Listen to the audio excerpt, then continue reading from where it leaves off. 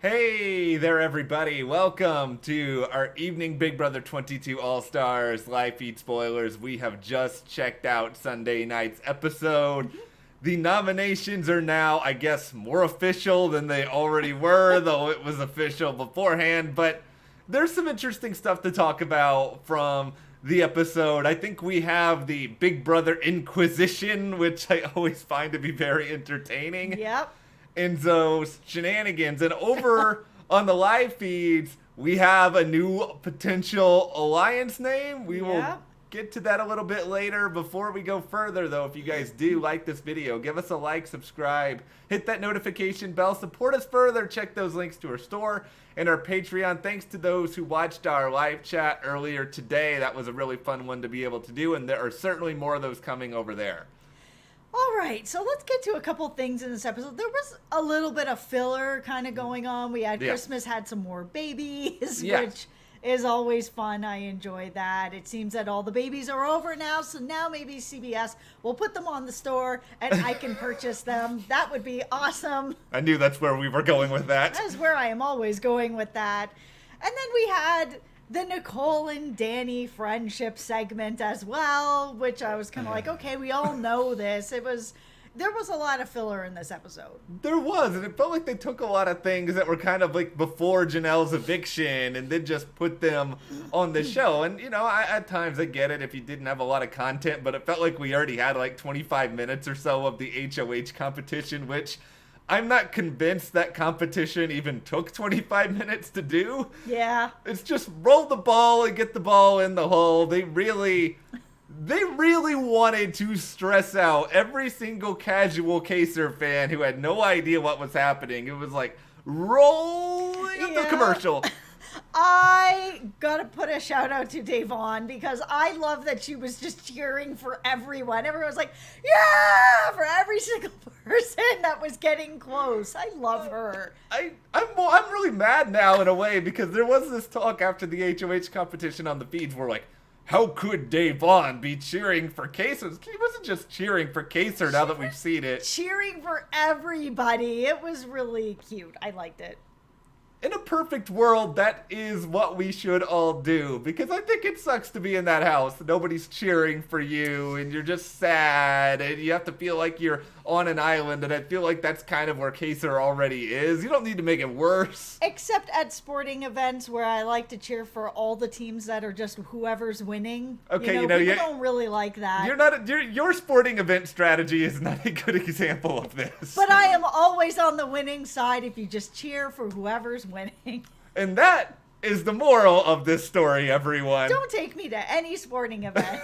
But I think there was some fun stuff in the episode. I think it's good to sort of see a little bit more of where Enzo's head is at. They put some of that on the show. The conversation with Kaser and Davon, I love that they included that. Yeah, me too. Pretty powerful, especially on a show that also featured, like, you know, we know that Big Brother will resort to the lowest common denominator. They had bathroom humor in this episode. Again, they've had a lot of that this season. Yeah, it's not just Big Brother All-Stars. This is Big Brother All-Stars poop jokes, clearly. Yeah, which tells me that maybe they got to be a little bit worried about there not being enough drama going on if what we have in this episode is poop jokes, more star babies, Danny and Nicole's friendship. It was just kind of like, okay, this is a quiet week, guys.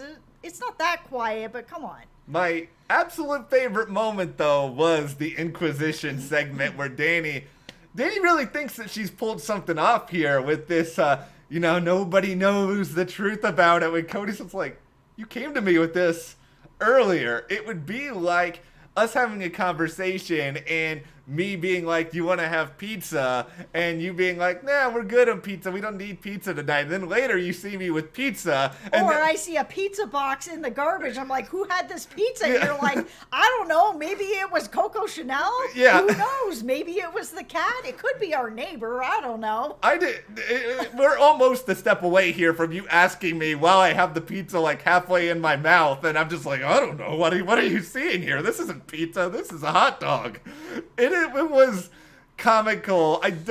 Danny, she has good strategic moments, but I don't know why for a split second she thought she could pull this off. It was a very smart idea for next week. Once Cody said no, then that had to be the end of it. I don't know why she decided to go forward with this after that, because she is the only person that would have done something like this. I think Big Brother producers, though, they are big fans of Danny doing this, because otherwise we would have had probably more bathroom humor on this episode. She at least gave us like 3 or 4 minutes of content. Yeah, she did. All right, and then David being kind of strange. He really, like he said in the DR, that whole, I don't want to be confronted, I walk in, I'm being confronted. This guy cannot handle confrontation. Like, cannot. He just stops talking. It's really interesting. David I have no idea what to make of David, to be honest. Like, he's clueless sometimes. I think he knows a little bit more than he lets on, but at the same time, then he does and instigates the whole disaster last week. And if there was a different HOH, I think there's a pretty good chance that he would be on the block. Yeah, for sure. And I mean, the rest of the house has thrown out his name over and over and over again. They're just, Enzo's not picking up what they're putting down. He is not interested in David. We'll flash forward now, or fast forward. I never use those right. They're both right. Okay, there are no losers here. No losers. This is not like watching sporting events where there's always one winning team that Jess roots for. Okay, well, there are, spoilers for the live feeds. If you did not know, we're in a situation now where Kevin won the veto, and because of that, Enzo has to figure out who to name as a replacement nominee. Yeah, and Christmas has offered herself up as a pawn, and Enzo looks like he's going to be doing that, which I think is questionable, but I may be on an island here with that. I am a little bit worried that this may be the first time this season where we actually see something a little bit crazy. And maybe this is just me with my own devil horns thinking that things might flip around, but we know that Nicole and Danny want out Christmas. They're not interested in having her in the house. And Ian is going to vote with Nicole, so that's 3. And then we've got, Cody doesn't like Christmas at all, so he will also be happy to get her out of the house. And then Davon and Bailey want Kaser to stay. That is 6. This could happen. I feel like this is a weird role reversal, because I feel like I'm Coldwater Matt and you are the person with the devil horns trying to instigate all the drama. I think it's unlikely. I think she will probably stay, but I think there's enough ears that will listen to this if Nicole and Danny want to try to push this in another direction.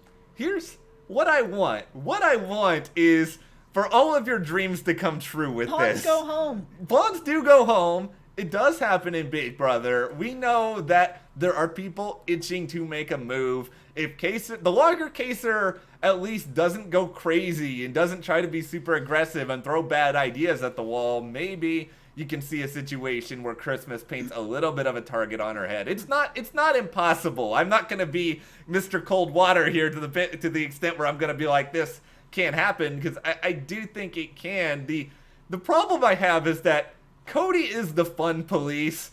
Cody does not like to do anything that is dramatic. He basically, even in some spat with Danny like a couple days ago, he was just like, we don't do drama in this house. Well, Cody, get out of the house then, because I want drama in the house. And I think Cody is just going to try to find a way to ruin anything with being like, we just got to stay together. Which is, it's good gameplay to stay together a lot of the time, but it's not fun. That's not what I want to watch. It's possible. It's just also Cody and Christmas do not get along. They just don't get along. And I think he was even saying on the live feeds that outside the house, they wouldn't have any kind of real relationship. There's some sort of needling going on with Christmas and him. I just think that if it's brought to him in a certain way where it is not about drama or necessarily shaking up the house, but that if it's brought to him as just a good strategic play that leans into the fact that Cody doesn't like her, then he may be on board with it, as long as it doesn't make waves. Yeah, let's kick out Christmas. This is where I'm sort of thinking about it right now, and this is where I think some of this could come into play over these next few days, because there's still a lot of time. This is Sunday. Those alliances you kind of make early on a show like this, so few of them last, and I think a lot of it is you're kind of just making these on the fly without really getting to know people. You don't know if you can trust them really, you don't know their personalities, and making an alliance that involved Christmas on it when, circa day 4, day 5, is very different than a few weeks later where you start to realize, okay, this person is really grinding my gears, or with Memphis, that he's going crazy and doing stuff you don't really understand. It's probably enough to make you pause and think, oh, maybe I should work with these other people who I've gotten to know and I actually really like instead. Yeah, and it looks like Christmas is making some inroads with other people. Enzo, Christmas, Kevin, that is turning into an alliance called the Tickle Monsters, which is a really questionable name to me. It's a little bit creepy, but here we are. I like I don't want to say I like the name. I like that it is at least a name that does not have a number in it. That is what I'll give it credit for, because now you can add other tickle monsters to the mix. I get it. It's so creepy. Well, it's one of those things where you can bring in another person and you can act like you're coming up with a name right there, and it's not like, oh, you're a part of the big three, and then they're like, I'm the fourth person in the big three. What does that mean?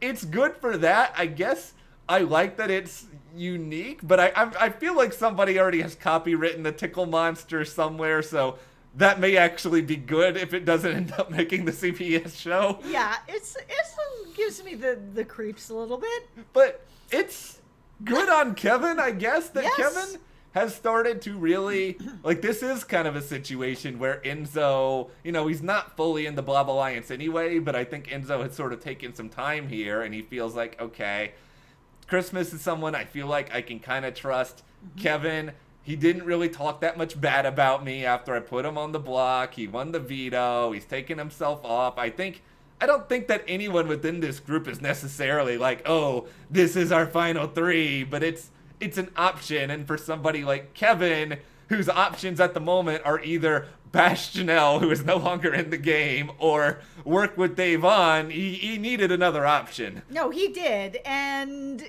this is the first time that really Kevin has sort of an alliance this season where he's actually part of something that feels like it could be pretty real. I mean, Enzo and Kevin had that really good talk after Kevin won the veto, and they shook hands and were like, yeah, we promise we're never going to put each other on the block. And I believed that going forward, if there's no other options, that they are not going to do that to each other. It felt very genuine. But whatever Enzo says ends up feeling really genuine, which is why he's really good at this game. But everything that's going on with Christmas, where he gave Christmas his +1, Christmas is now like, yeah, put me up as a pawn. I'm here to work with you.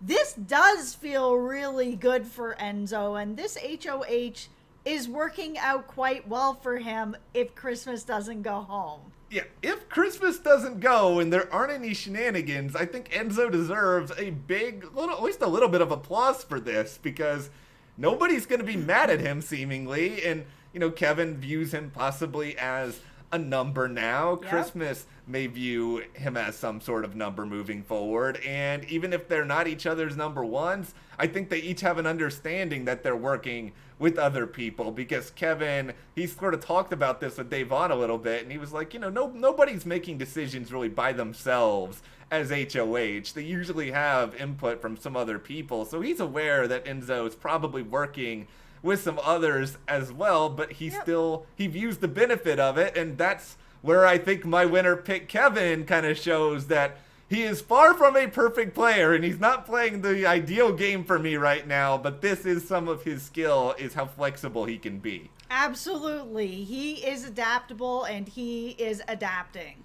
Yeah, he's doing what I think he needs to do in order to survive, in order to stick around, and beyond everything else that's going on here, the only other, it's been kind of a quiet day on the feeds. There's a little bit of Ian being nervous, because I think Ian kind of understands his position in the house, and I think he's really sort of paranoid that, okay, am I going to go up on the block? He's worried about that. Nicole has tried to ease his mind. Luckily, the backyard opened not that long ago, so Ian's got his backyard again. Yep.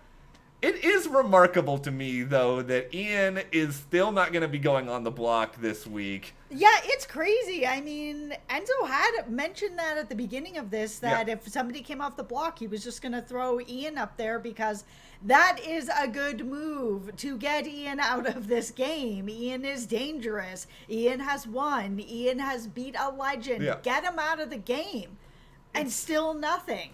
Like, they're still going after Kaser. Kaser, who has nobody in this game. It just is crazy. I won't sound too overdramatic here, like a narrator for some movie trailer. This is the most important week for Enzo. But it does feel like this is a very important week for Enzo, and it's one that I think we could look back at, because if he does end this week by having something with Christmas and Kevin sort of solidified, and they go really far, we'll look at this and be like, oh, this is really, really great. But if he gets himself outnumbered later on because he made the decision to not go after Ian here and not take that risk, then we're going to think that Mr. Oh, I want to make big moves, yo, in the diary room, which was what he was like. Yeah. And then he did not make a big move. Then he just got out someone who doesn't have any friends in the house, that's just alone floating in the house. Like, it's just kind of, this is not a big move. However, if the house turns around and kicks out Christmas, then big move for everybody else. And so you will have had a big move happen on your HOH. It just wouldn't be what you would have really wanted. And then the meow meow could be in some rather not so good shape moving forward, depending on how he feels about that. Yeah, well, we'll see if there's a flip that's maybe going to come out of this. I don't know. I'm just saying there are some people that would want Christmas out. And if she's on the block and they didn't put her there, then why not? Stir the pot a little bit here. Let's try to make something happen. Everybody get your cauldrons out and let's try to create some wizardry. But for now, what did you think about the episode tonight? Where do you want to see things go from here? Let us know in the comments. And if you like this video, give us a like, subscribe, support us further. Check those links to the store, our Patreon, and we'll see you here next time.